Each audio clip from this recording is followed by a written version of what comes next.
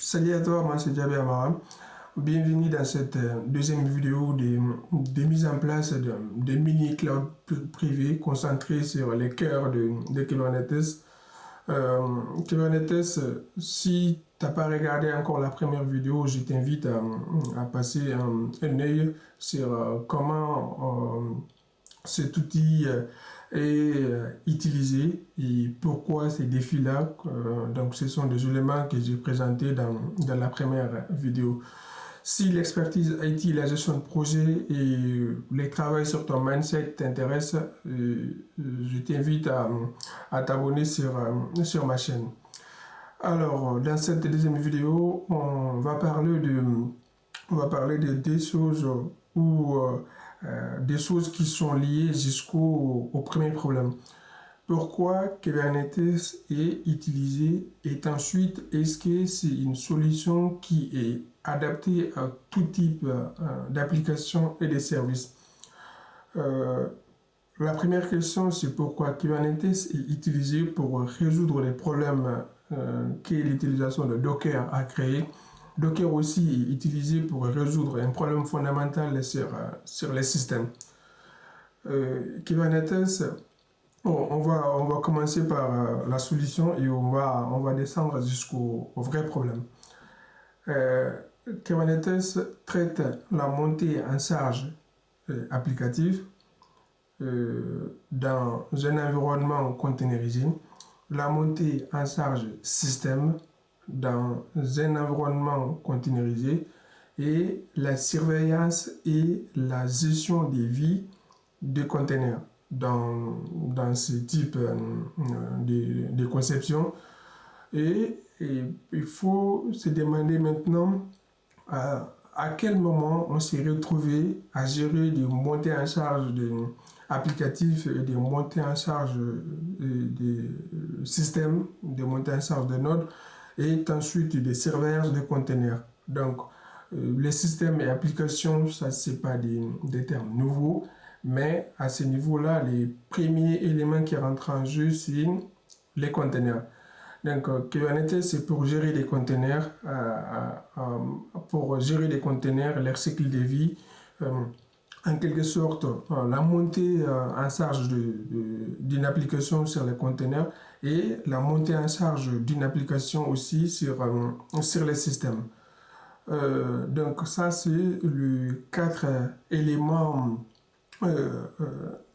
fondamentaux les quatre éléments fondamentaux que Kubernetes est venu traiter. Docker ou encore d'autres, je ne vais pas dire Docker parce qu'il y a d'autres solutions, d'autres démons services qui résout ces mêmes problèmes. Il y a Containerd, qui d'ailleurs Kubernetes lui-même ses bases.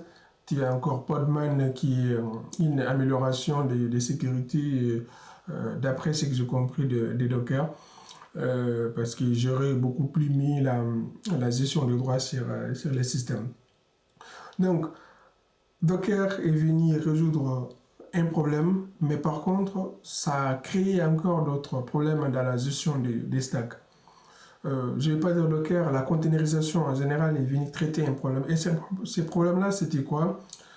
On a un serveur tout court qui a ses ressources matérielles au complet, c'est-à-dire la RAM, le cœur, l'espace disque et sa rapidité, la performance en EI.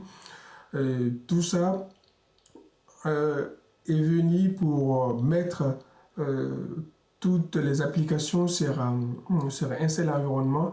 Alors ça a présenté quelques problèmes. Les problèmes des mises à jour, des services ou des applications qui utilisaient par exemple une librairie dont ton application à toi fonctionne avec sa version 1.0 et mon application à moi fonctionne avec sa version 1.1.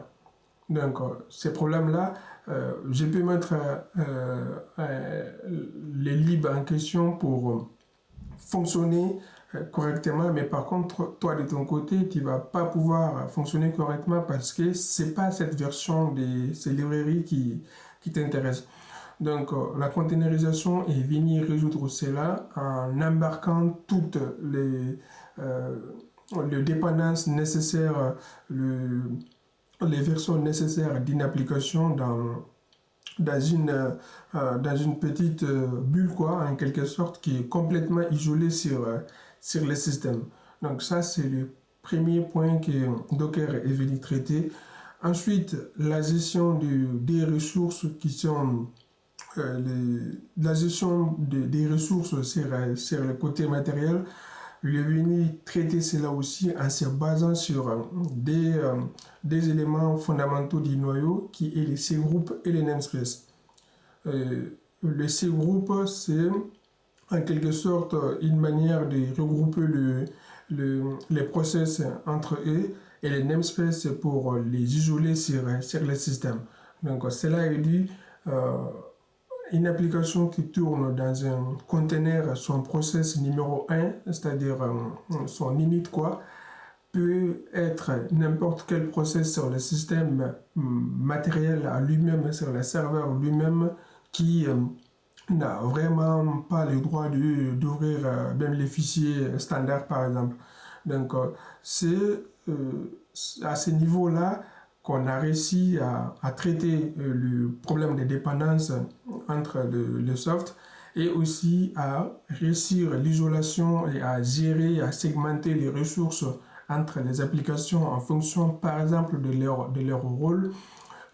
Juste un cas pratique, une application qui consomme beaucoup des ressources, qui sort de sa capacité de ressources louées dans un C-group, il sera killé sur les noyaux par un mécanisme de out of memory. Donc, ces genres de choses, ils existaient déjà, mais les outils de containerisation comme Docker ou autres sont venus familiariser ces éléments-là, et surtout avec une seule commande, et ensuite la notion d'image n'existait pas à ces moments-là. Donc, pour faire un tour du problème que Kubernetes résout, donc tu avais, lui, de son côté, la solution Kubernetes résout des problèmes de dépendance, des problèmes de surveillance et de montée en charge. Docker, c'est plutôt les containers, en quelque sorte, résout aussi un problème d'isolation sur les systèmes, et des problèmes de dépendance et de mise à jour sur les systèmes, c'est-à-dire sur le serveur lui-même. Est-ce que Kubernetes, c'est une solution qui est adaptée à tout type d'application? Non. Est-ce que c'est une solution que toute structure, toute entreprise doit l'utiliser? Non. Parce que ça demande des ressources, et ça demande de l'expertise, et ça demande aussi des moyens conséquents pour la résoudre, pour la traiter, la débugger et tout ça. Donc ça prend énormément de temps, même ça, le simple fait de comprendre les concepts de base. Ça, c'est le côté fonctionnel. Et de notre côté, une application peut fonctionner sur un système monolithe, pour que tu arrives à décider que tu peux passer un Kubernetes en prenant en compte la gestion de la montée en charge que tu auras sur ton équipe. Tu as aussi les 12 factors. Si une solution ne respecte pas les 12 factories, qui sont les différents niveaux que tu dois vérifier, c'est mieux que tu restes en monolithe, et ensuite, à la fin, tu vas répliquer par exemple tes datas dans des zones différentes. J'espère que j'ai bien répondu à ces deux questions, qui est de savoir qu'est-ce que Kubernetes résout, et est-ce que c'est une solution qui est adaptée à tout type d'environnement. Dans la troisième vidéo, on va passer à la présentation de l'environnement que moi j'ai monté pour cela, avec une petite archi illustrative. Ensuite, on va voir les prérequis pour que cela fonctionne correctement, avant de prendre ensuite l'environnement avec la démonstration des différents problèmes, et surtout de leur traitement. Je te dis à très bientôt pour la troisième vidéo.